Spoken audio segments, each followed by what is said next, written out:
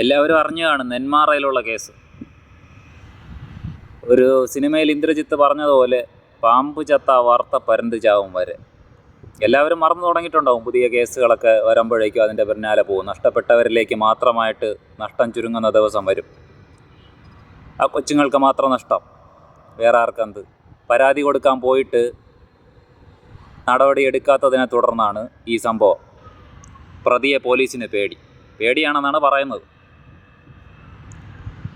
ഹണി റോസ് എന്നൊരു സ്ത്രീ സമൂഹ മാധ്യമത്തിലൂടെ അപകീർത്തിപരമായിട്ടുള്ള ഒരു സംഭവം ഉണ്ടായി, അപകീർത്തിക്കപ്പെടുകയുണ്ടായി. അങ്ങനെ ഒരു കേസിൽ കാശുള്ളതിൻ്റെ പേരിലായിരിക്കണം പോലീസും നിയമമൊക്കെ ചാടി എഴുന്നേറ്റ് പോയി അറസ്റ്റും കാര്യങ്ങളും എല്ലാമൊക്കെ ഉണ്ടായി, വലിയ പുകില് ഒക്കെ ഉണ്ടാക്കി വെച്ചിട്ടുണ്ടായിരുന്നു. സംഭവം തെറ്റ് തന്നെയാണ്, തീർച്ചയായിട്ടും തെറ്റിന് ശിക്ഷ കിട്ടണം. അത് പണമുള്ളവനായാലും. പക്ഷേ സാധാരണക്കാർക്കും അതേ നീതി കിട്ടണം. അവരെല്ലാം ഒരു ഒറ്റക്കെട്ടാണ്. നിയമം നടത്തുന്നവരും പോലീസും രാഷ്ട്രീയക്കാരും മതം വിളമ്പുന്നവരും എല്ലാവരും ഒറ്റക്കെട്ടാണ്. നമ്മളാണിങ്ങനെ ഒറ്റയ്ക്ക് നിന്ന് നമ്മൾ തനിച്ചാണ് ജാതിയും മതവും പറഞ്ഞ് തമ്മിലടിച്ച് ഇവർക്ക് വേണ്ടിയിട്ട് രക്തസാക്ഷികളായി ഇവർക്ക് വേണ്ടിയിട്ട് ജീവിക്കുന്നവർ.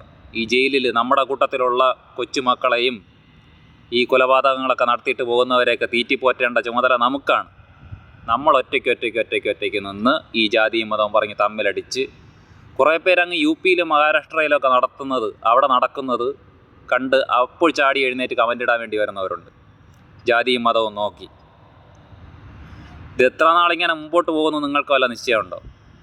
നമ്മുടെ കൂട്ടത്തിലുള്ള കൊച്ചുമക്കളെയൊക്കെ കൊന്നിട്ട് ഇവനൊക്കെ ഈ 4-3 നേരമൊക്കെ സുഖശാപ്പാടടിച്ച് ചെന്ന് കിടക്കുന്നത് നിങ്ങളൊന്ന് ആലോചിച്ച് നോക്ക്. സ്കൂളുകളിൽ പരീക്ഷ നടത്താൻ കാശില്ല എന്നാണ് ഗവൺമെൻറ് പറയുന്നത്. ഇത് വല്ലതും നടക്കുന്ന കാര്യമാണ്? നമ്മുടെ വോട്ടും വാങ്ങിയിട്ട് ഇവർ ഈ പറയുന്നത്, ഈ ചെയ്യുന്നതൊക്കെ ശരിയാണോ?